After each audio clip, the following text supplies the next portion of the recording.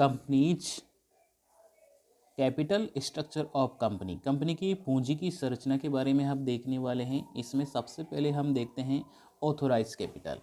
Authorise capital का आशय उस पूंजी से है जिसके साथ पूंजी का पंजीकरण कराया जाता है। पूंजी उस राशि या कंपनी रजिस्टर्ड के पास पंजीकृत पार्षद सीमा नियम में पूंजी के वाक्य में वर्णित हैं। यह पूंजी की राशि एक सीमा लगता है जिसको वह अपने जीवन काल के दौरान जुटाने के लिए कंपनी अधिकृत होती हैं। इनको पंजीकृत पूंजी कहते हैं। इसको प्रांकित पूंजी भी कहा जाता है। मतलब ऑथराइज कैपिटल क्या होती हैं? कंपनी रजिस्टर्ड के पास एक ऐसी बड़ी अमाउंट होती है जिससे वो रजिस्टर्ड होती है, और उस रजिस्टर्ड में जितनी कैपिटल यहाँ पर ऑथोराइज की है कंपनी अपने पूरे जीवन काल में उतनी कैपिटल को इश्यू कर सकती हैं, उतनी कैपिटल यहाँ पर कंपनी आम पब्लिक में जारी कर सकती हैं। तो ये हैं पार्षद सीमा नियम में जो वर्णित पूंजी हैं, पूंजी वाक्य हैं, उसमें लिखी रहती हैं, जो साफ साफ ये बताती है कि इससे ज़्यादा आप कैपिटल को इश्यू नहीं कर सकते हैं। यानी कि ऑथोराइज कैपिटल एक उस अमाउंट से है जिसमें कंपनी रजिस्टर्ड है। इसको प्रांकित पूंजी भी कहते हैं। अधिकृत पूंजी कंपनी के चिट्टे के दायित्व में सबसे ऊपर दिखाई जाती है। सबसे ऊपर ऑथराइज कैपिटल होती है। ये राशि खाने में अधिकृत पूंजी की रकम लिखने के ठीक बाद उसके नीचे लकीर खींचना बंद कर देता है। मतलब एक लकीर खींच दी जाती है, उससे ये ऐसे लकीर खींच दी जाती हैं और बंद कर देते हैं। इसका अर्थ ये हुआ कि राशि को अन्य राशि के साथ नहीं जोड़ा जाएगा। ठीक है, इसका मतलब क्या होगा कि इस राशि को अन्य राशियों के साथ नहीं जोड़ा जाएगा। अब निर्गमित पूंजी यानी कि इश्यू कैपिटल के बारे में देखते हैं कि आखिर इश्यू कैपिटल क्या होती है। इश्यू कैपिटल होती है अधिकृत पूंजी का वह भाग जो जनता के सामने विक्रय के लिए प्रस्तुत किया जाता है, निर्गमित पूंजी कहलाता है। मतलब ऑथोराइज कैपिटल में से वो पार्ट जो कंपनी के आम पब्लिक के सामने इश्यू के लिए प्रस्तावित हैं, यानी कि आम पब्लिक को यहाँ पर आमंत्रित किया है उस कैपिटल के लिए, यहाँ पर इन्वेस्ट करने के लिए। तो सामान्य यहाँ पर निर्गमित पूंजी इश्यूड कैपिटल होती हैं, यानी कि जनता के सामने उसके विक्रय के लिए प्रस्तुत किया जाता है। सामान्यतः अधिकृत पूंजी का कुछ भाग पहले निर्गमित किया जाता है, फिर जैसे जैसे कंपनी अधिक पूंजी की आवश्यकता हो पड़ती है शेष पूंजी के अनुसार निर्गमित कर ली जाती हैं। मतलब कंपनी जैसे मान लीजिए कंपनी में यहाँ पर 10 करोड़ रुपए की कंपनी है और यहाँ पर 5 करोड़ रुपए कंपनी इशू कर रही है, तो बची हुई 5 करोड़ इशू वो जब भी कंपनी को कैपिटल की आवश्यकता होगी तब इशू कर सकती हैं।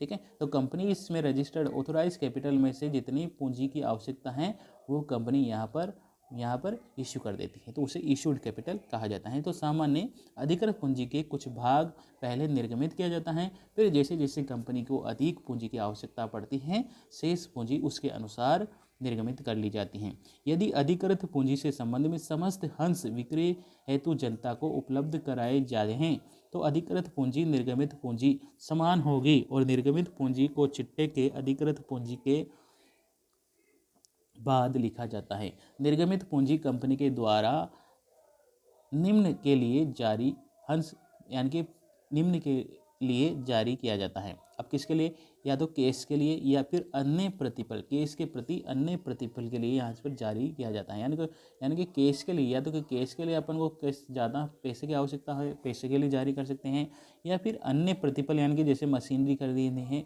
तो डायरेक्ट मशीन खरीद रहे हैं तो डायरेक्ट कैपिटल अकाउंट कर देते हैं, machinery account debit to capital account.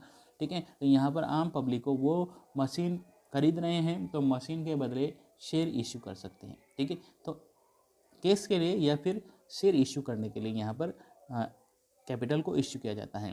Company के प्रवर्तकों को तथा दूसरों को यहाँ पर जारी कर सकता है। ठीक है, यानी कंपनी के प्रवर्तकों को जारी कर सकते हैं या दूसरों को यहाँ पर जारी कर सकते हैं। तो अधिकृत पूंजी का शेष भाग जारी नहीं किया जाता है, रोकड़ में या अन्य प्रतिफल अनिर्गमित पूंजी के रूप में जाना जाता है। जिसको अपन जारी नहीं करे वो अनिर्गमित पूंजी है भाई। ठीक है, तो आरपीसी फर्स्ट ग्रेड में पूछा गया था कि पिछली बार कि अनिर्गमित पूंजी होती हैं जो कंपनी के द्वारा जारी नहीं की जाती हैं, अनिर्गमित पूंजी। इसे चिट्टे में दिखाया नहीं जाता है। जो निर्गमित हो गई उसे चिट्टे में दिखाया जो निर्गमित ही नहीं हुई उसको चिट्ठे में कैसे दिखाएंगे, तो नहीं दिखाना है। ठीक है, उसके बाद आता है प्रांकित पूंजी, अभिप्रांकित पूंजी, अभिदत्त पूंजी या अंशदान पूंजी यानी कि सब्सक्राइब कैपिटल। अब यहाँ पर जो निर्गमित पूंजी हैं उसमें से कंपनी का वह भाग जो जनता के द्वारा अभिप्रांकित किया जाता है या जनता के द्वारा आवेदन किया जाता है। जैसे कि मान लीजिए अपन ने 10 करोड़ रुपए यहाँ पर पूंजी यहाँ पर रजिस्टर्ड की थी यानी कि ऑथोराइज किया था, उसमें से 5 करोड़ के लिए अपन ने आम पब्लिक में इश्यू किया। अब उसमें से भी 4 करोड़ के लिए कैपिटल यहाँ पर 4 करोड़ के लिए आम पब्लिक ने यहाँ पर आवेदन प्रस्तुत किए, तो ये 4 करोड़ क्या कहलाएंगे, ये सब्सक्राइब कैपिटल कहलाएगी, सब्सक्राइब कैपिटल कहलाएगी यानी कि प्रांकित पूंजी कहलाएगी। इसमें रोकड़ के अतिरिक्त अन्य प्रतिफल के लिए कंपनी द्वारा जारी हंसों का प्रांकित मूल्य भी शामिल किया जाता है, यानी कि रोकड़ में अगर किया जाता है रोकड़ में, तो अन्य प्रतिफल के किया जाए तो दोनों को शामिल किया जाएगा।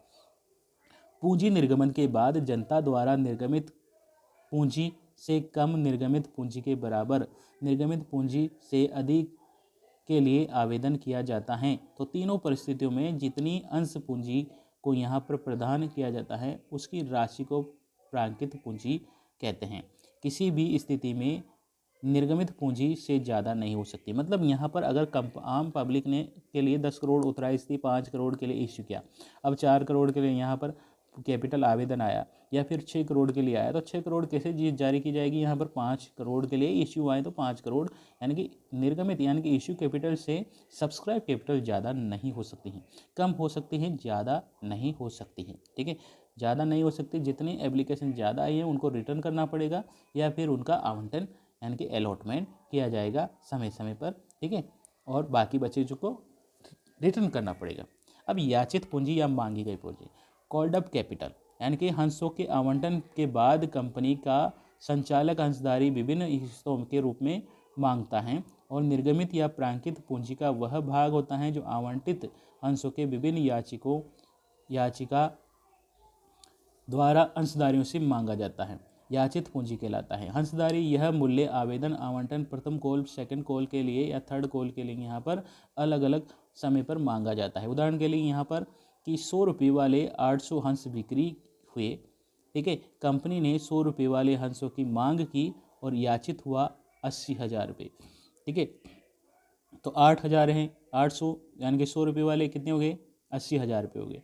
अब 80,000 अगर 80,000 प्रति हंस के हिसाब से मांगे जाएँ तो यहाँ पर कितने हो जाएंगे, याचित पूंजी यहाँ हो जाएंगे 64,000 रुपये, यहाँ पर याचित पूंजी हो जाएगा। अब प्रदत्त पूंजी पेड अप कैपिटल।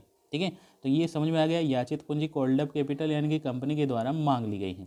ठीक है, जैसे एक शेयर यहाँ पर 100 रुपये का है, ठीक है, और 80 यहाँ पर कॉल्ड अप कर लिया तो 80 रुपये यहाँ पर कॉल्ड अप कैपिटल कहलाएगा। ठीक है, और जो 10 हैं जो अभी तक मांगे नहीं हैं वो अभी तक नहीं मांगी यानी कि मांगी गई पूंजी यहाँ पर कॉल्ड अप कैपिटल कहलाएगी। ठीक है, और पेड अप कैपिटल यहाँ पर यानी कि जनता के द्वारा उसका भुगतान कर दिया गया है। तो याचित पूंजी का वह भाग जो अंशधारियों द्वारा विभिन्न मांगों के कंपनी को प्राप्त होता है प्रदत्त पूंजी कहलाता है। सामान्य याचित पूंजी और प्रदत्त पूंजी एक समान होती हैं, परंतु कुछ परिस्थितियों में कुछ अंशधारी किसी मांग की आवश्यकता राशि को भुगतान नहीं करता है तो वह बकाया या अपशिष्ट या कॉल्सिनियर कहलाता है, यानी कि शेयर होल्डर ने पेमेंट नहीं किया या किसी कारणवश से भुगतान करने में असमर्थ रहता है तो वो कॉल्सिनियर कहलाता है। और याचित पूंजी में से बकाया राशि को घटाकर यानी कि कॉल्ड अप कैपिटल में से कॉल्सिनियर को घटाकर उसे प्रदत्त पूंजी कहा जाता है। ठीक है, घटाकर जो पूंजी आती है उसे प्रदत्त कैपिटल कहा जाता है। तो बैलेंस अमाउंट क्या कहलाता है, प्रदत्त पूंजी कहलाता है। कुछ अंशधारी कंपनी को अधिक राशि का भुगतान कर देते हैं, यानी कि कंपनी के जो शेयर होल्डर होते हैं वो पहले से ही एडवांस में पेमेंट कर देते हैं किसी भी, यानी कि फर्स्ट कॉल का पेमेंट करना है, सेकंड कॉल का पेमेंट करना है, ठीक है, या फिर एप्लीकेशन के साथ ही अलॉटमेंट का भी पेमेंट कर देता है। ठीक है, तो उसे कहते हैं एडवांस। यानी कि अब मान लो अपन ने 100 रुपये मांगे हैं, एप्लीकेशन पे अपन ने यहाँ पर मांग ले हैं 50 रुपये, अलॉटमेंट पे मांग ले हैं 20 रुपये, और फर्स्ट कॉल पे मांग ले 20 रुपये और सेकंड कॉल पे मांग ले अपन 10 रुपये, यानी कि 100 रुपये करने हैं।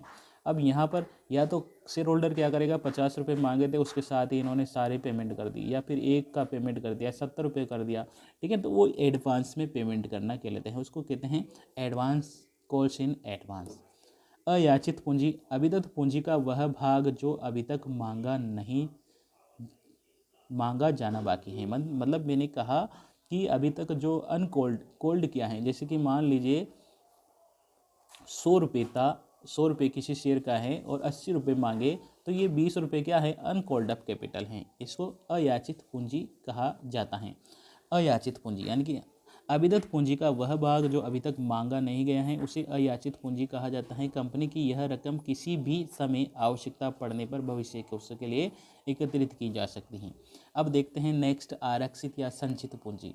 कंपनी एक विशेष प्रस्ताव पारित करके एक निश्चित कर देती है कि उसकी अभिप्रांकित पूंजी, याचित पूंजी, अयाचित पूंजी का एक निश्चित भाग मांगा ही नहीं जाएगा और कंपनी के समान स्थिति में छोड़ दिया जाएगा। यानी कि अयाचित पूंजी का, जैसे मान लीजिए कुछ हिस्सा कंपनी ने मांगा नहीं और कंपनी के शेयर होल्डर को बता दिया कि ये पूंजी नहीं मांगी जाएगी और इसको आरक्षित रख लिया जाएगा कि जब भी जरूरत होगी कंपनी को वो उस स्थिति में मांगेगी, ठीक है ना। तो अयाचित पूंजी एक निश्चित भाग मांगा नहीं जाएगा और कंपनी के समापन पर छोड़ दिया जाएगा, कंपनी के समापन होगी उस स्थिति में मांगा जाएगा।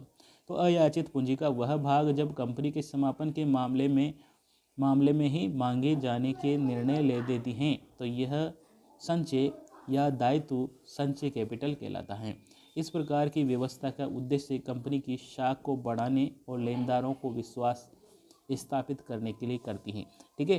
जैसे मान लीजिए कि 5 करोड़ रुपए थे, उसमें से कंपनी ने कह दिया कि 1 करोड़ रुपए हम केवल उस स्थिति में मांगेंगे जब कंपनी का समापन होगा, ठीक है। तो कंपनी ऐसा सोचकर शेयर होल्डर इसको देखेंगे कि कंपनी के पास अयाचित पूंजी है, मतलब ये नहीं मांगी है, मतलब कंपनी को प्रॉफिट है, मतलब कंपनी अच्छी पोजीशन में है, इस कारण से कंपनी ये कर रही है। तो यहाँ पर ये देखकर शेयर होल्डर और कंपनी की तरह आकर्षित होते हैं, जिससे ये पता चलता है कि कंपनी कितनी अच्छी है, ठीक है। तो ये आरक्षित या संचित पूंजी कहलाती हैं, ये आरक्षित और संचित पूंजी कहलाती हैं, ठीक है। संचय पूंजी के विभिन्न संचय से भिन्न होती हैं और पूंजी संचय अधिके का भाग होता है। ऐसे संचय का संदर्भ लिया जाए तो लाभांश की घोषणा हेतु उपलब्ध नहीं होता है, मतलब लाभांश घोषित नहीं किया जाता है।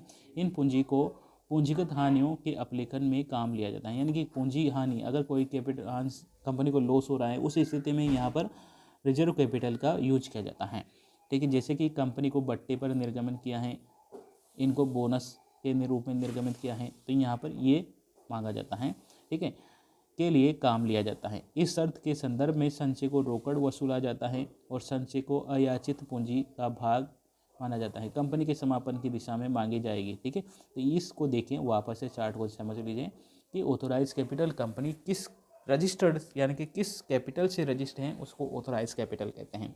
उसके बाद उसमें से कितनी इश्यू कंपनी ने, जैसे मान लीजिए यहाँ पर 10 करोड़ रुपए हैं, यहाँ पर 10 करोड़ रुपए यहाँ पर कंपनी ने मांगने हैं, यानी कि रजिस्टर्ड करवाया है। उसमें से 5 करोड़ रुपए के लिए कैपिटल क्या कर ली, इशू कर दी आम पब्लिक में। तो ये 5 करोड़ रुपए किसके लिए हैं, ठीक है, 5 यानी कि 50 कर देते, चलो ठीक है 50 कर दिया। तो 50 करोड़ रुपए की कैपिटल इशू करी है, 100 करोड़ रुपए का यहाँ पर ऑथोराइज कैपिटल हो गया है। उसमें से 50 करोड़ अनइश्यूड कैपिटल हैं, अभी तक जारी नहीं किया है, ठीक है। उसके बाद उसमें से 50 करोड़ रुपए में से यहाँ पर अभी तक कर लिया है, पूंजी को इश्यूड कर दिया है और इश्यूड में से यहाँ पर जो शेयर होल्डर हैं उन्होंने सब्सक्राइब कर लिया कि 40 सब्सक्राइब कर लिया, 40 के लिए सब्सक्राइब एप्लीकेशन प्राप्त होगी और 10 के लिए प्राप्त नहीं हुई तो 10 अनसब्सक्राइब कैपिटल कहलाएगी। उसमें से यहाँ पर कंपनी ने 30 मांग ले, अभी तक 10 बाकी है, तो 10 क्या कहलाएंगे, 10 कहलाएंगे अनकॉल्ड अप कैपिटल, ठीक है। और इस प्रदत्त पूंजी यानी कि 30 में से भी क्या हो गया, जो शेयर होल्डर हैं उन्होंने 20 के लिए पेमेंट कर दिया, तो 10 क्या हो जाएंगे, अनकॉल्ड अप कैपिटल कहलाएगी। अयाचित पूंजी में भी असंचित पूंजी होती है, एक संचित पूंजी होती है। एक रिजर्व कैपिटल होती है जिसको रिजर्व कर लिया जाता है कि कंपनी के समापन के समय ही मांगा जाएगा, और अन रिजर्व कैपिटल इनका जो होती हैं इनको केवल कंपनी के लॉस या फिर कंपनी को बट्टे पर जारी इशू के लिए जारी किया जाता है, तो उस समय यहाँ पर यूज की जाती हैं। ठीक है, तो ये कहलाएगी हमारी कंपनी के बारे में आज हमने देखा। तो कंपनी कैसी लगी है आपको दोस्तों, ये वीडियो कैसा लगा हो, कंपनी के बारे में कोई भी अगर क्वेश्चन पूछना है आपको तो कमेंट सेक्शन पर आप पूछ सकते हैं अभी तक के इस चैप्टर के बारे में। तो नमस्कार, जय हिंद, जय भारत।